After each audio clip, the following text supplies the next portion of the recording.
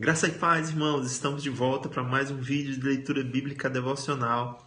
Se você já acompanha o canal Tempo com Deus há algum tempo, sabe que a gente tem esse hábito aqui de fazer vídeos, de publicar vídeos com leitura bíblica, tá? Com o objetivo de fortalecer a tua devocional, de firmar a tua devocional, de te ajudar aí a permanecer firme, especialmente nesse período de quarentena. Tá? Se você é novo por aqui, já se inscreve no canal, ativa as notificações para receber os avisos dos próximos vídeos. Lembrando que na descrição do vídeo nós temos o link para o nosso perfil no Instagram, o Adoração e Missões, e também um link para o nosso grupo no Telegram. Tá? Se você quiser participar lá dentro do Telegram ou acompanhar as publicações lá no perfil no Instagram. Essa semana nós estamos aí com lives todos os dias às 21h30 para falar de... A gente adota um livro por semana, trazendo aí um resumo dos capítulos, abordando alguns temas relacionados a livros. Durante essa semana nós adotamos o livro O Discípulo Radical, do reverendo John Stott. Então você pode clicar aí e acompanhar essas transmissões por lá no Instagram, beleza? Hoje nós vamos fazer a leitura do texto, depois fazemos uma breve reflexão devocional e oramos ao Pai, pedindo a Ele que nos dê orientação, nos ilumine o entendimento e fortaleça a nossa fé. O texto de hoje, texto de Josué, capítulo 7, e você acompanha a leitura na tela comigo a partir de agora. Mas os israelitas violaram as instruções a respeito das coisas separadas para o Senhor. Um homem chamado Acã roubou algumas delas, e a ira do Senhor se acendeu contra os israelitas. Acã era filho de Carme, filho de Zinri, filho de Zerá, da tribo de Judá. Josué enviou de Jericó alguns de seus homens para espionar a cidade de Ai, a leste de Betel, perto de Bet-Aven. Subam e espionem a terra, disse ele. Quando voltaram, disseram a Josué: não é necessário que todo o povo suba até lá. Basta mandar 2 ou 3 mil homens para atacarem Ai. Uma vez que eles são tão poucos, não canse todo o povo. Portanto, subiram apenas cerca de 3 mil guerreiros, mas eles fugiram diante dos homens de Ai, que os perseguiram até o portão da cidade, desde o portão da cidade até as pedreiras, e mataram 36 soldados que recuavam pela encosta. Com isso, o povo se encheu de medo e perdeu completamente o ânimo. Josué e as autoridades de Israel rasgaram as roupas, jogaram terra sobre a cabeça e se prostraram com o rosto no chão diante da arca do Senhor até o entardecer. Então Josué clamou: ó soberano Senhor, por que nos fizeste atravessar o Jordão para nos entregar aos amorreus? Antes tivéssemos nos contentado em ficar do outro lado do rio. Senhor, o que posso dizer agora que Israel fugiu de seus inimigos? Quando os cananeus e todos os outros povos que vivem na região souberem do que aconteceu, nos cercarão e apagarão o nosso nome da face da terra. E então, que será da honra do teu grande nome? Mas o Senhor disse a Josué: levante-se, porque você está prostrado com o rosto no chão. Israel pecou e quebrou a minha aliança, roubou alguns dos objetos que eu ordenei que fossem separados para mim. E não apenas os roubou, mas também mentiu a respeito e os escondeu no meio de seus pertences. Por isso os israelitas foram derrotados e fugiram de seus inimigos. Agora Israel foi separado para destruição. Não permanecerei mais com vocês, a menos que eliminem do seu meio aquilo que foi separado para destruição. Levante-se, ordene ao povo que se purifique a fim de se preparar para amanhã. Pois isto é o que o Senhor, o Deus de Israel, diz: ó Israel, há coisas separadas para o Senhor escondidas em seu meio. Vocês não serão capazes de vencer seus inimigos enquanto não removerem de seu meio esses objetos. Apresentem-se amanhã cedo, uma tribo por vez, e o Senhor mostrará de qual tribo é o culpado. Essa tribo virá à frente com seus clãs, e o Senhor mostrará o clã culpado. Esse clã virá à frente, e o Senhor mostrará a família culpada. Por fim, cada homem da família culpada virá à frente. Aquele que roubou o que foi separado para a destruição será queimado com tudo que lhe pertencer, pois quebrou a aliança do Senhor e fez algo terrível em Israel. Logo cedo, no dia seguinte, Josué reuniu Israel de acordo com suas tribos, e a tribo de Judá foi escolhida. Os clãs de Judá vieram à frente, e o clã de Zerá foi escolhido. As famílias de Zerá vieram à frente, e a família de Zinri foi escolhida. Cada homem da família de Zinri foi trazido à frente, e Acã, filho de Carme, filho de Zinri, filho de Zerá, da tribo de Judá foi escolhido. Então Josué disse a Acã: Meu filho, dê glória e louvor ao Senhor, o Deus de Israel. Confesse e conte-me o que você fez. Não o esconda de mim. Acã respondeu: De fato, pequei contra o Senhor, o Deus de Israel. Foi isto que fiz. Entre os despojos vi uma bela capa da Babilônia, cerca de 2,5 kg de prata e uma barra de ouro com pouco mais de meio quilo. Eu os desejei tanto que os tomei para mim. Estão escondidos no chão, debaixo de minha tenda, com a prata por baixo. Josué mandou alguns homens fazerem uma busca. Eles correram até a tenda e encontraram escondidos ali os bens roubados, como Acã tinha dito, com a prata por baixo. Tiraram os objetos da tenda e os levaram a Josué e a todos os israelitas, e depois os colocaram no chão, na presença do Senhor. Então Josué e todos os israelitas tomaram Acã, filho de Zerá, a prata, a capa e a barra de ouro, e também os filhos, as filhas, os bois, os jumentos, as ovelhas, a tenda e tudo que pertencia a Acã, e levaram ao vale de Acor.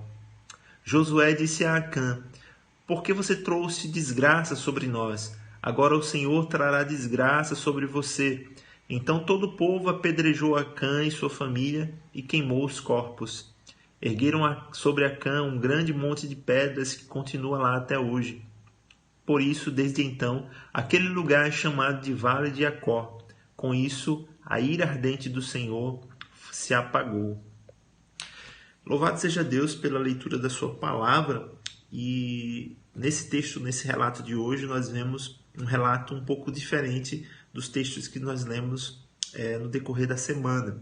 Nos textos anteriores, nós trouxemos relatos em que, apesar da circunstância desfavorável, Deus fez com que o povo de Israel prevalecesse.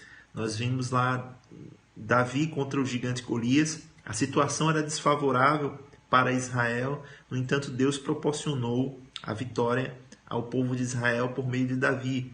Vimos a vitória dos 300 de Gideão contra o exército inimigo, que era bem superior, e como Deus liberou muitos homens, milhares de homens ali, para que Gideão ficasse com apenas 300, para deixar muito claro que a vitória pertencia ao Senhor, que era o Senhor quem estava pelejando por eles, lutando por eles.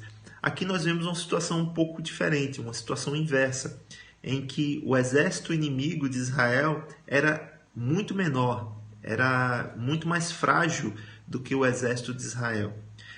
Josué mandou os espias olharem a terra, espionarem lá o inimigo, e quando o relato deles voltou lá para Josué, eles disseram que bastariam 2 ou 3 mil soldados para acabar, liquidar com a guerra, que não era necessário cansar o povo, haja vista o adversário ser tão pequeno, tão mais fraco, digamos assim.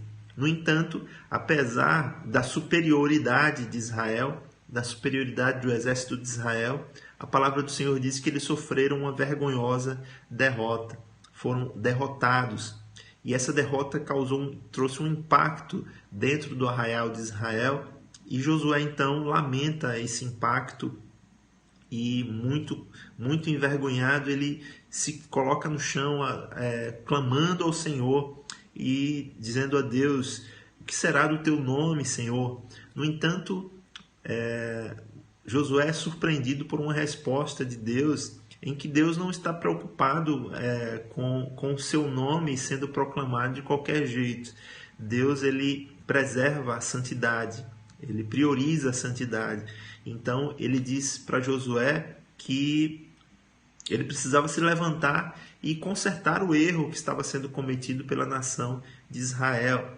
Então, nós vimos durante a semana que a nossa desvantagem em relação às circunstâncias, quando nós estamos comprometidos com Deus, apesar das desvantagens circunstanciais, Deus nos fará prevalecer, Deus nos dará livramento, Deus será conosco para nos ajudar, para nos auxiliar, para nos socorrer. Mas nesse texto nós vimos que o contrário também pode acontecer, né? Se você tiver, digamos assim, muita habilidade e a circunstância lhe for favorável, mas essa circunstância for marcada por uma afronta à santidade do Senhor, talvez não seja um caminho de vitória, talvez não seja um caminho aí de sucesso. Então, nós temos que ponderar as vantagens de uma circunstância, não apenas pelos elementos que os olhos humanos podem ver, não apenas pelas vantagens que nós podemos ver com os nossos próprios olhos, mas nós devemos pesar também se essa vantagem ela afronta o Senhor, se a circunstância em que estamos vivendo ela é uma circunstância que fere a santidade do Senhor nosso Deus. Então, na reflexão de hoje, eu quero trazer para os irmãos que Deus é fiel conosco. Deus nos ajudará, Deus sempre irá nos socorrer, mas nós devemos estar atentos à santidade, devemos estar atentos a permanecermos fiéis ao Senhor. A Bíblia diz que, lá em 1 João, que aquele que diz que não comete pecado é mentiroso, ou seja, todos nós somos pecadores, mas a Bíblia diz que aquele que segue a Cristo não vive na prática do pecado, né? Nós somos libertos do poder do pecado, da escravidão do pecado, do domínio do pecado. Então, nós temos que entender que nós temos que preservar a nossa santidade, temos que confessar os nossos pecados, temos que preservar o nosso relacionamento com Deus por meio da confissão, do arrependimento, a fim de preservar também nosso relacionamento com Deus.